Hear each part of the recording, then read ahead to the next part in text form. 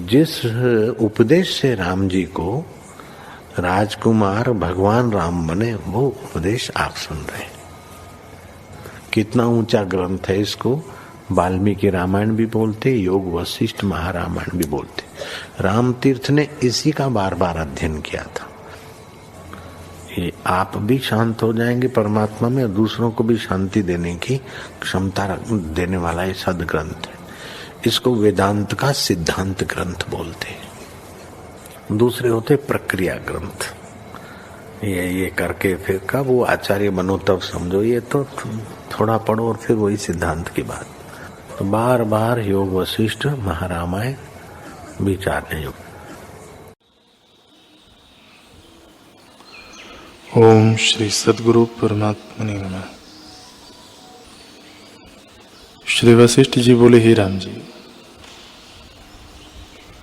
जो संसार देह, इंद्रियां और अहंकार की सत्ता त्याग कर स्थित हुआ है और जानता है कि न मैं देह हूं न मेरी देह है, मैं इनका साक्षी हूं, ऐसी वृत्ति को धारण करने वाला महात्यागी है। जो सब चेष्टा करता है और राग द्वेष से रहित है, वह महात्यागी है।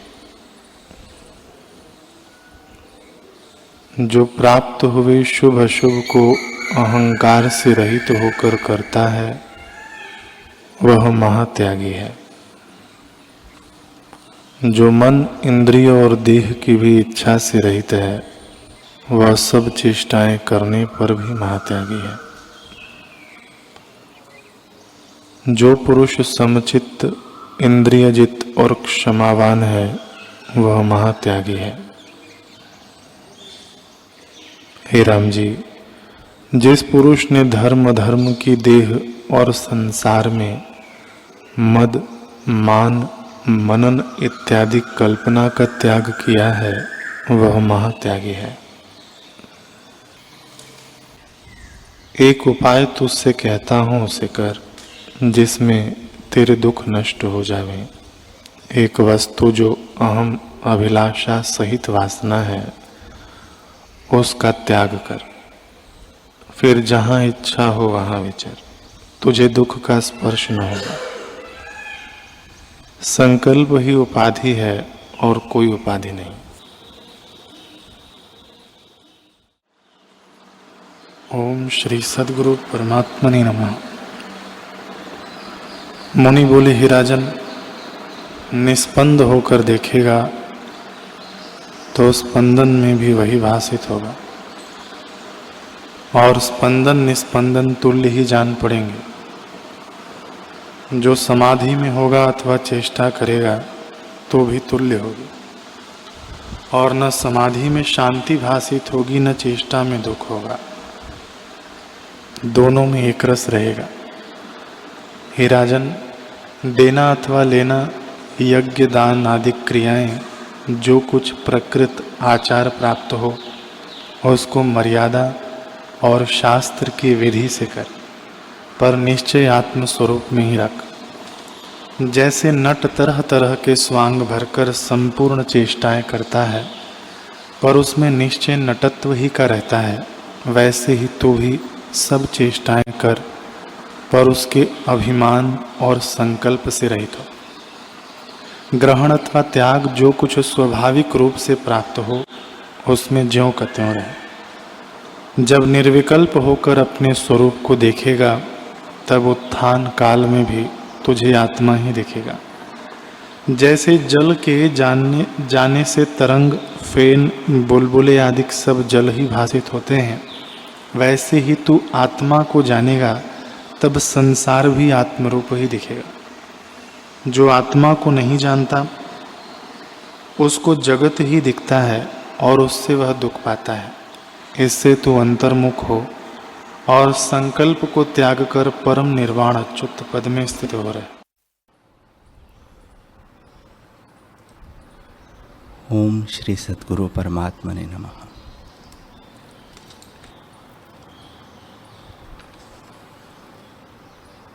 श्री वशिष्ठ जी बोले, हे रामचंद्र जी,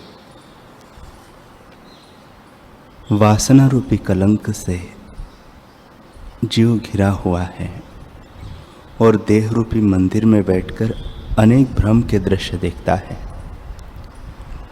आदि जीव को जो भ्रम हुआ है सो अपने स्वरूप को त्याग कर अनात्म भ्रम को देखने से जैसे बालक परछाई में भूत की कल्पना करे, वैसे ही जीव ने कल्पना कर जैसी भावना की वैसा ही भासित होने लगा है। आदि जीव पुर्यष्टका में स्थित हुआ है। बुद्धि, मन, अहंकार और तन्मात्रा का नाम पुर्यष्टका है और देह अंतवाहक है। चैतन्य आत्मा अमूर्ति है। आकाश भी उसके आगे स्थूल है। प्राण वायु गुच्छा है और देह सुमेरु के समान है। ऐसा जीव सूक्ष्म है। सुषुप्ति में जड़ रूप और स्वप्न भ्रम दोनों अवस्थाओं में स्थावर जंगम रूपी जीव भटकते हैं। कभी पुर्यष्टका में और कभी स्वप्न में स्थित होते हैं। इसी प्रकार दोनों अवस्थाओं में जीव भटकते हैं। हे रामचंद्र जी, सबकी देह अंतवाहक है और उसी देह से सब चेष्टा करते हैं। कभी स्थावर में जाकर वृक्ष और पत्थर आदि योनि पाते हैं और कभी जब स्वप्न में होते हैं, जब जंगम योनि पाते हैं, वह भी कर्म वासना के अनुसार पाते हैं। जब तामसी वासना घनी होती है तब कल्प वृक्ष, चिंतामणि आदि स्वरूप को प्राप्त होता है। जब केवल तामसी वासना घनी मोहरूप होती है तब वृक्ष और पत्थर आदि योनि को पाते हैं। इसका नाम सुषुप्ति है। सो लय घना मोह रूप है और इससे भिन्न जंगम विक्षेप रूप स्वप्न अवस्था है। कभी उसमें होता है और कभी सुषुप्ति रूप स्थावर होता है। हे रामचंद्र जी, सुषुप्ति अवस्था में वासना सुषुप्ति रूप होती है, वह फिर उगती है, इससे मोह रूप है। उस सुषुप्ति से जब उतरता है तब विक्षेप रूप स्वप्न अवस्था होती है। और जब बोध होता है तब जागृत अवस्था प्राप्त होती है। हे रामचंद्र जी, जागृत अवस्था दो प्रकार की है। जागृत वही है जो लय और विक्षेप से रहित चेतन अवस्था है। उससे रहित और मानो राज्य सब स्वप्न रूप है। एक जीवन मुक्त जागृत और दूसरी विदेह मुक्त जागृत है। जीवन मुक्ति तुर्यारूप और विदेह मुक्ति तुर्यातीत है। यह अवस्था जीव को बोध से ही प्राप्त होती है और बोध के बिना नहीं प्राप्त होती।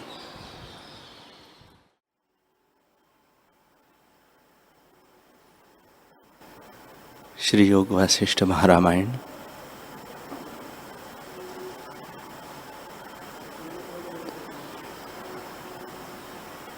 एक दिन राम जी बाहर से अपने अंतःपुर में आकर शोक सहित स्थित भये।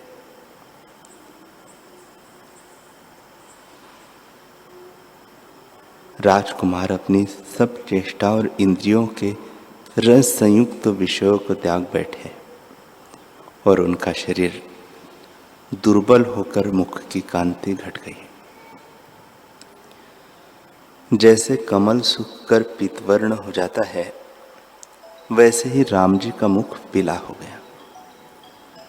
जैसे सूखे कमल पर भंवरे बैठे हो, वैसे ही सूखे मुख कमल पर नेत्र रूपी भंवरे भासने लगे। जैसे शरत काल में ताल निर्मल होता है, वैसे ही इच्छा रूपी मल से रहित उनका चित्त रूपी ताल निर्मल हो गया और दिन पर दिन शरीर निर्बल होता गया। वह जहाँ बैठे वही चिंता संयुक्त बैठे रह जावे और हाथ पर चुंबक धर के बैठे। जब टहलुए मंत्री बहुत कहे कि हे प्रभु, यह स्नान संध्या का समय हुआ है, अब उठो, तब उठकर स्नान आदि करे। अर्थात जो कुछ खाने पीने, बोलने, चलने और पहिरने की क्रिया थी, सो सब उन्हें विरस हो गई। तब लक्ष्मण और शत्रुघ्न भी राम जी को शोक संयुक्त देख के विरस प्रकार हो गए और राजा दशरथ यह वार्ता सुन के राम जी के पास आए तो क्या देखा कि राम जी महाकृश हो गए हैं। राजा ने इस चिंता से आतुर हो कि हाय हाय इनकी यह क्या दशा हुई। राम जी को गोद में बैठाया और कोमल सुंदर शब्दों से पूछने लगे कि हे पुत्र, तुमको क्या दुख प्राप्त हुआ है जिससे तुम शोकवान हुए हो। राम जी ने कहा, हे पिता, हमको तो कोई दुख नहीं। ऐसा कहकर चुप हो रहे। जब इसी प्रकार कुछ दिन बीते तो राजा और सब स्त्रियां बड़ी शोकवान हुई। राजा राजमंत्रियों से मिलकर विचार करने लगे कि पुत्र का किसी ठोर विवाह करना चाहिए और यह भी विचार किया कि क्या कारण है जो मेरे पुत्र शोकवान रहते हैं। तब उन्होंने वशिष्ठ जी से पूछा कि हे मुनीश्वर, मेरे पुत्र शोकातुर क्यों रहते हैं। वशिष्ठ जी ने कहा, हे राजन, जैसे पृथ्वी, जल, तेज, वायु और आकाश महाभूत अल्प कार्य में विकारवान नहीं होते, जब जगत उत्पन्न और प्रलय होता है तब विकारवान होते हैं, वैसे ही महापुरुष भी अल्प कार्य से विकारवान नहीं होते। हे राजन, तुम शोक मत करो। राम जी किसी अर्थ के निमित्त शोकवान हुए होंगे, पीछे इनको सुख मिलेगा। इतना कहे वाल्मीकि जी बोले, हे भारद्वाज, ऐसे ही वशिष्ठ जी और राजा दशरथ विचार करते थे कि उसी काल में विश्वामित्र ने अपने यज्ञ के अर्थ राजा दशरथ के गृह पर आकर द्वारपाल से कहा कि राजा दशरथ से कहो कि गाधी के पुत्र विश्वामित्र बाहर खड़े हैं। द्वारपाल ने आकर राजा से कहा कि हे स्वामिन, एक बड़े तपस्वी द्वार पर खड़े हैं और उन्होंने कहा है कि राजा दशरथ के पास जाके कहो कि विश्वामित्र आए हैं। हे भारद्वाज, जब इस प्रकार द्वारपाल ने आकर कहा तब राजा, जो मंडलेश्वरों सहित बैठा था और बड़ा तेजवान था, सुवर्ण के सिंहासन से उठ खड़ा हुआ और पैदल चला। राजा के एक ओर वशिष्ठ जी और दूसरी ओर वामदेव जी और सुभट किनाई मंडलेश्वर स्तुति करते चले और जहां से विश्वामित्र दृष्टि आए वहां से ही प्रणाम करने लगे। पृथ्वी पर जहां राजा का शीश लगता था वहां पृथ्वी हीरे और मोती से सुंदर हो जाती थी। इसी प्रकार शीश नवाते राजा चले। विश्वामित्र जी कांधे पर बड़ी बड़ी जटा धारण किए और अग्नि के समान प्रकाशमान परम शांत रूप हाथ में बांस की तंद्री लिए हुए थे। उनके चरण कमलों पर राजा इस भांति गिरा जैसे सूर्य पदा शिव जी के चरणारविंद में गिर पड़े थे और कहा, हे प्रभु, मेरे बड़े भाग्य है जो आपका दर्शन हुआ। आज मुझे ऐसा आनंद हुआ जो आदि अंत और मध्य से रहित अविनाशी है। हे भगवान, आज मेरे भाग्य उदय हुए और मैं भी धर्मात्माओं में गिना जाऊंगा, क्योंकि आप मेरे कुशल निमित्त आए हैं।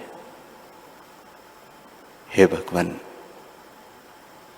आपने बड़ी कृपा की जो दर्शन दिया। आप सबसे उत्कृष्ट दृष्टि आते हैं, क्योंकि आप में दो गुण हैं। एक तो यह कि आप क्षत्रिय हैं, पर ब्राह्मण का स्वभाव आप में है, और दूसरे यह कि शुभ गुणों से परिपूर्ण है। हे मुनीश्वर, ऐसे किसी की सामर्थ्य नहीं कि क्षत्रिय से ब्राह्मण हो। आपके दर्शन से मुझे अति लाभ हुआ। फिर वशिष्ठ जी विश्वामित्र जी को कंठ लगा के मिले और मंडलेश्वरों ने बहुत प्रणाम किए। तदनंतर राजा दशरथ विश्वामित्र जी को भीतर ले गए और सुंदर सिंहासन पर बैठा कर विधि पूर्वक पूजा की और अर्घ्य पादार्चन करके प्रदक्षिणा की। फिर वशिष्ठ जी ने भी विश्वामित्र जी की पूजा की और विश्वामित्र जी ने उनका पूजन किया। इसी प्रकार अन्योन्य पूजन कर यथा योग्य अपने अपने स्थानों पर बैठे। तब राजा दशरथ बोले, हे भगवान, हमारे बड़े भाग्य हुए जो आपका दर्शन हुआ। जैसे किसी को अमृत प्राप्त हो, वह किसी का मरा हुआ बांधव विमान पर चढ़ के आकाश से आवे और उसके मिलने से आनंद हो, वैसा आनंद मुझे हुआ है। हे मुनिवर, जिस अर्थ के लिए आप आए हैं वह कृपा करके कहिए और अपना वह अर्थ पूर्ण हुआ जानिए। ऐसा कोई पदार्थ नहीं जो मुझको देना कठिन है। मेरे यहाँ सब कुछ विद्यमान है।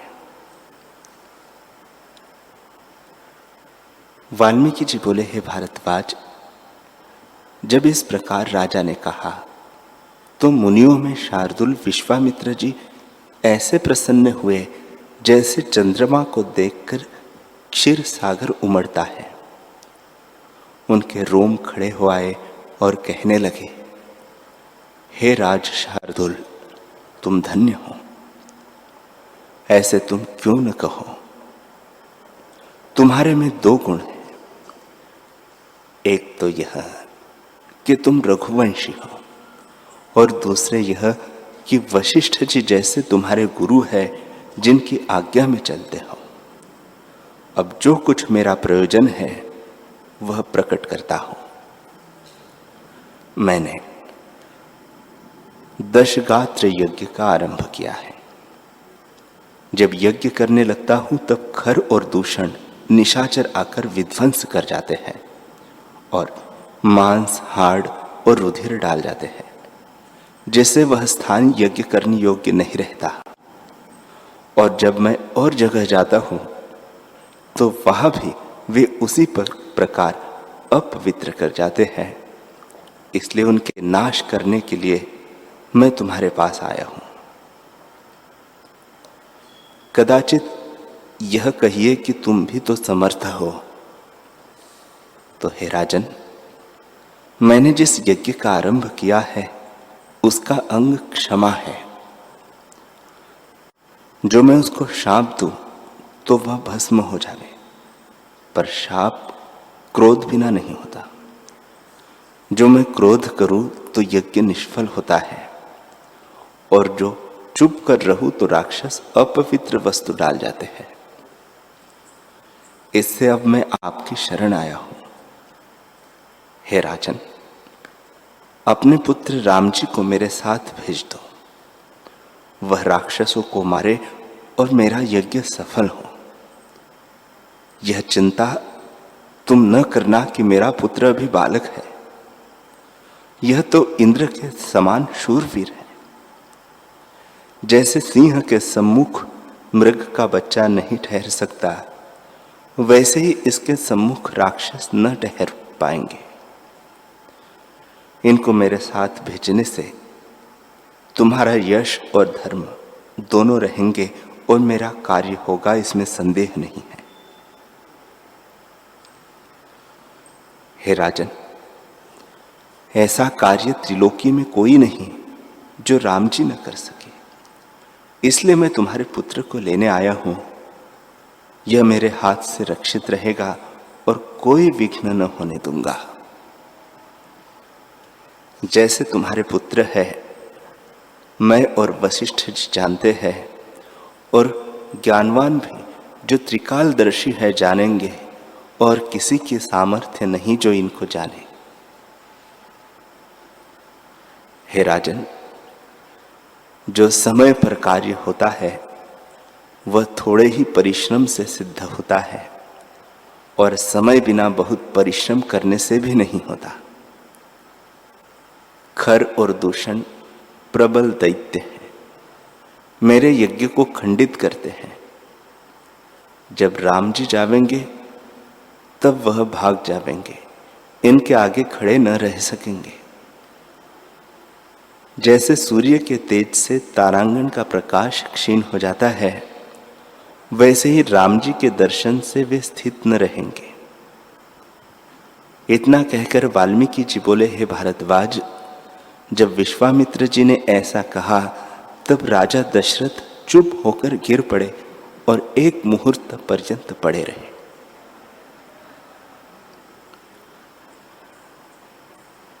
वाल्मीकि जी बोले, हे भारद्वाज, एक मुहूर्त के उपरांत राजा उठे और अधैर्य होकर बोले, हे मुनीश्वर, आपने ये क्या कहा?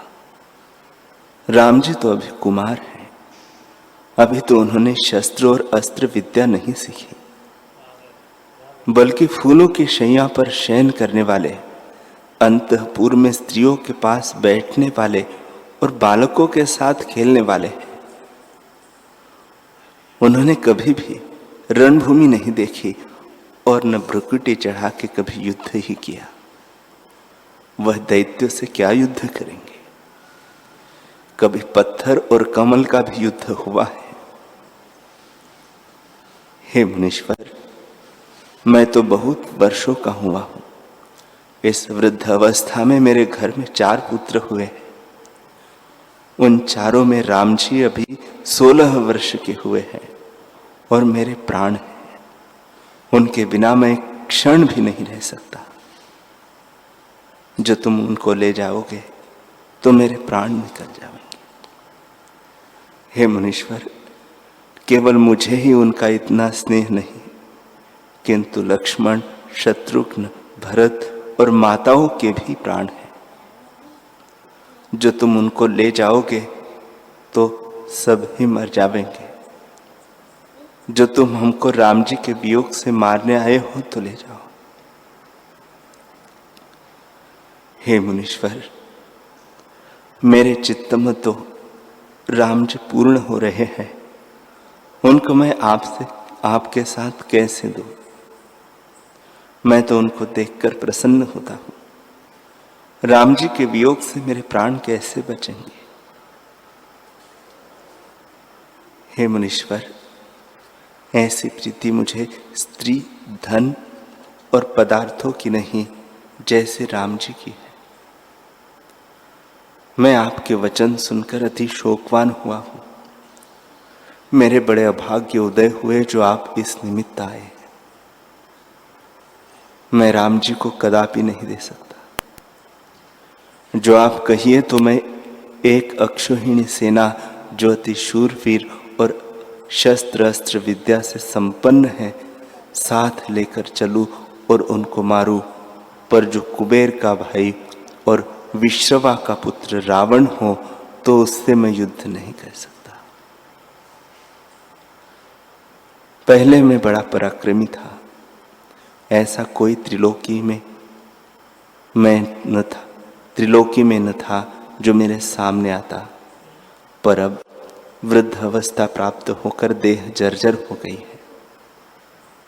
हे मुनीश्वर, मेरे बड़े अभाग्य है जो आप आए हैं। मैं तो रावण से कांपता हूं, और केवल मैं ही नहीं वरन इंद्र आदि देवता भी उससे कांपते और भय पाते हैं। किसकी सामर्थ्य है जो उससे युद्ध करे? इस काल में वह बड़ा शूरवीर है। जो मेरी ही उसके साथ युद्ध करने की सामर्थ्य नहीं, तो राजकुमार राम जी की क्या सामर्थ्य है? जिन राम जी को तुम लेने आए हो वह तो रोगी पड़े हैं। उनको ऐसी चिंता लगी है जिससे महाक्लेश हो गए हैं और अंतःपुर में अकेले बैठे रहते हैं।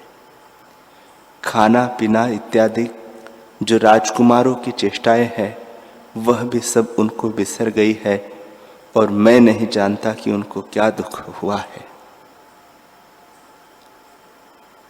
जैसे पीतवर्ण कमल होता है वैसे ही उनका मुख हो गया है। उनको युद्ध की सामर्थ्य कहाँ है? उन्होंने तो अपने स्थान से बाहर की पृथ्वी भी नहीं देखी है। हमारे प्राण वही है, उनके वियोग से नहीं जी सकते।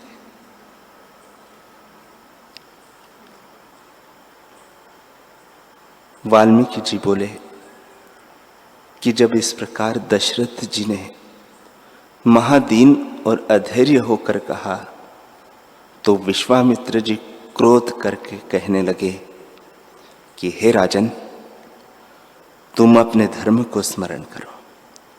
तुमने कहा था कि तुम्हारा अर्थ सिद्ध करूंगा, पर अब तुम अपने धर्म को त्यागते हो। जो तुम सिंहों के समान होकर मृगों की नाई भागते हो तो भागो, पर आगे रघुवंश कुल में ऐसा कोई नहीं हुआ कि जिसने वचन फेरा हो।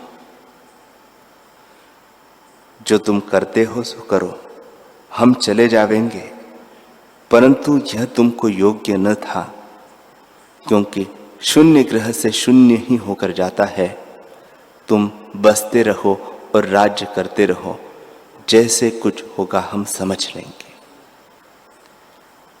इतना कहकर वाल्मीकि जी बोले कि जब इस प्रकार विश्वामित्र जी को क्रोध उत्पन्न हुआ तो 50 कोटि योजन तक पृथ्वी कांपने लगी और इंद्र आदि देवता भयभीत हुए कि यह क्या हुआ।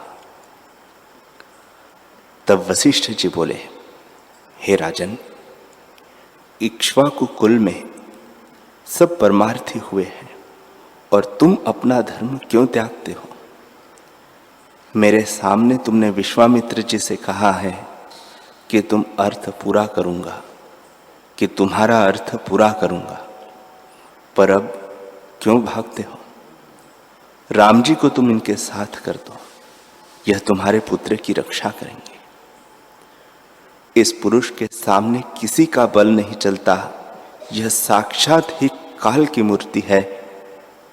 जो तपस्वी कहिए तो भी इनके समान दूसरा नहीं है, और शस्त्र और अस्त्र विद्या भी इनके सदृश कोई नहीं जानता, क्योंकि दक्ष प्रजापति ने अपनी 2 पुत्रियां, जिनका नाम जया और सुभगा था, विश्वामित्र जी को दी थी, जिन्होंने 500 पुत्र दैत्यों के मारने के लिए प्रकट किए।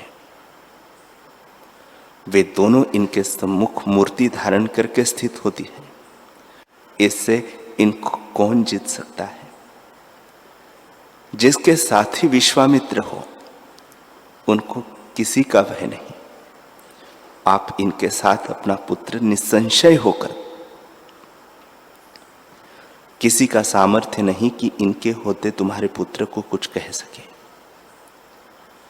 जैसे सूर्य के उदय से अंधकार का अभाव हो जाता है, वैसे ही इनकी दृष्टि से दुख का अभाव हो जाता है।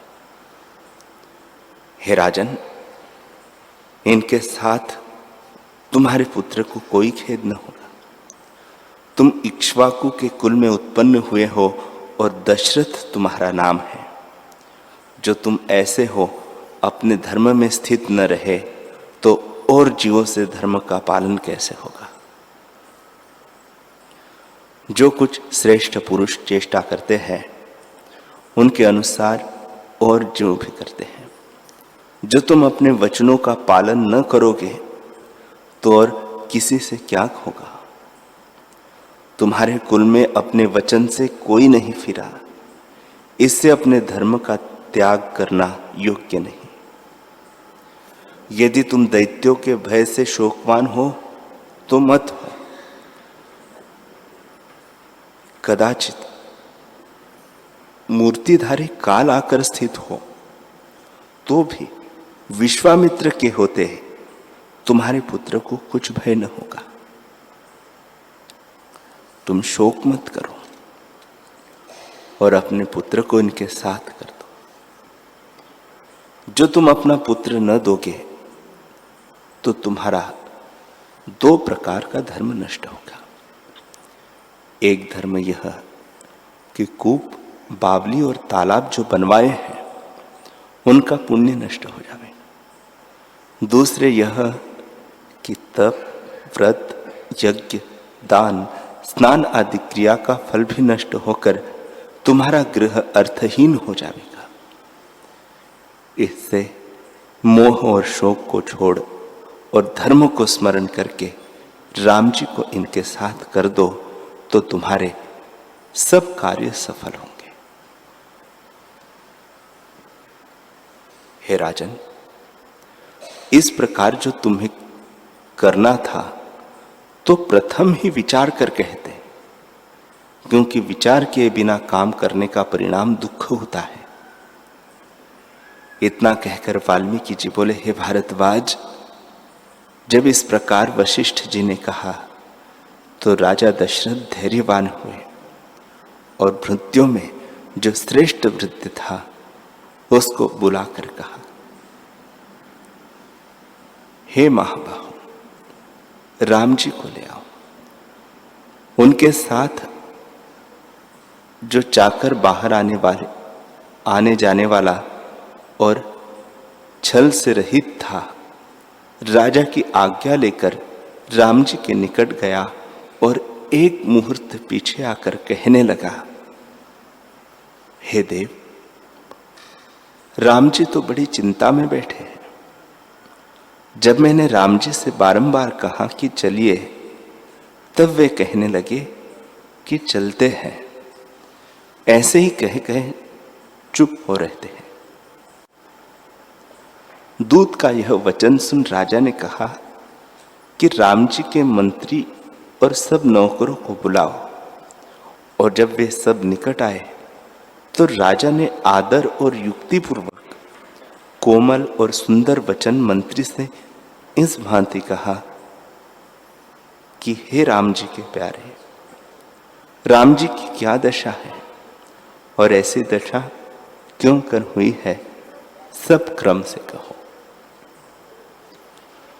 मंत्री बोला, हे देव, हम क्या कहें, हमें अति चिंता से केवल आकार और प्राण सहित दिखते हैं, किंतु मृतक के समान है, क्योंकि हमारे स्वामी राम जी बड़ी चिंता में है।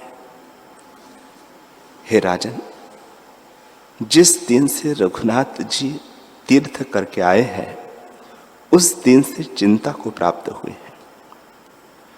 जब हम उत्तम भोजन और पान करने और पहनने और देखने के पदार्थ ले जाते हैं तो उनको देखकर वे किसी प्रकार प्रसन्न नहीं होते। वे तो ऐसी चिंता में लीन है कि देखते भी नहीं, और जो देखते हैं तो क्रोध करके सुखदायी पदार्थों का निरादर करते हैं।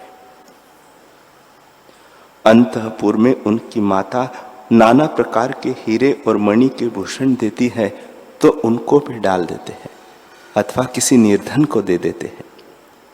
प्रसन्न किसी पदार्थ से नहीं। सुंदर स्त्रियां नाना प्रकार के भूषणों सहित महामोहने वाली निकट आकर उनकी प्रसन्नता के निमित्त लीला और कटाक्ष करती है, वे उनको भी विश्वत जानते हैं। जैसे पपीहा और किसी जल को नहीं पीता, वैसे ही वे जब अंतःपुर में जाते हैं तब उन स्त्रियों को देखकर क्रोधवान होते हैं। हे राजन, उनको कुछ भला नहीं लगता, वे तो किसी बड़ी चिंता में मग्न है। तृप्त होकर भोजन नहीं करते, शुद्धावंत रहते हैं। उन्हें कुछ न पहनने और खाने पीने की इच्छा है, न राज्य की इच्छा है और न इंद्रियों के किसी सुख की इच्छा है। वे तो उन्मत्त किनारे बैठे रहते हैं, और जब हम कोई सुखदायक पदार्थ, फूल आदि ले जाते हैं तब क्रोध करते हैं। हम नहीं जानते कि क्या चिंता उनको हुई है। जो एक कोठरी में पद्मासन लगाए हाथ पर मुख धरे बैठे रहते हैं। जो कोई बड़ा मंत्री आकर पूछता है तो उससे कहते हैं कि तुम जिसको संपदा मानते हो वह आपदा है, और जिसको आपदा जानते हो वह आपदा नहीं है। संसार के नाना प्रकार के पदार्थ जो रमणीय जानते हो वे सब झूठे हैं, पर इसी में सब डूबे हैं। ये सब मृग तृष्णा के जलवत है। इनको सत्य जानना मूर्ख हिरण दौड़ते और दुख पाते हैं। हे राजन, वे कदाचित बोलते हैं तो ऐसे बोलते हैं और कुछ उनको सुखदाई नहीं भासता। जो हम हंसी की वार्ता करते हैं तो वे हंसते भी नहीं। जिस पदार्थ को प्रीति संयुक्त लेते थे उस पदार्थ को अब डाल देते हैं और दिन पर दिन दुर्बल होते जाते हैं। जैसे मेघ की बूंद से पर्वत चलायमान नहीं होते, वैसे ही वे भी चलायमान नहीं होते। और जो बोलते हैं तो ऐसे कहते हैं कि न राज्य सत्य है, न भोग सत्य है, न यह जगत सत्य है, न भ्राता सत्य है और न मित्र सत्य है। मिथ्या पदार्थों के निमित्त मूर्ख यत्न करते हैं। जिनको सब सत्य और सुखदायक जानते हैं वे बंधन के कारण हैं। जो कोई राजा अथवा पंडित इसके पास जाता है तो उनको देखकर कहते हैं कि ये पशु है, आशा रूपी फांसी से बंधे हुए हैं। हे राजन, जो कुछ योग्य पदार्थ है उनको देखकर उनका चित्त प्रसन्न नहीं होता, बल्कि देखकर क्रोधवान होता है। जैसे पपीहा मारवाड़ में जावे तो मेघों की बूंदों को नहीं देखता और खेदवान होता है, वैसे ही राम जी विषयों से खेदवान होते हैं। इससे हम जानते हैं कि उनको परम पद पाने की इच्छा है, परंतु कदाचित उनके मुख से यह नहीं सुना। हरि ओम।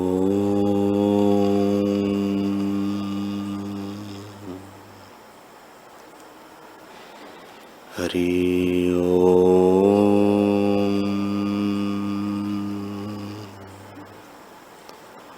ओम सहना भवतु सहनौ भुनक्तु सह वीर्यं करवावहै तेजस्विनावधीतमस्तु मा विद्विषावहै। ओम शांति शांति शांति। श्री सद्गुरुदेव भगवान की जय।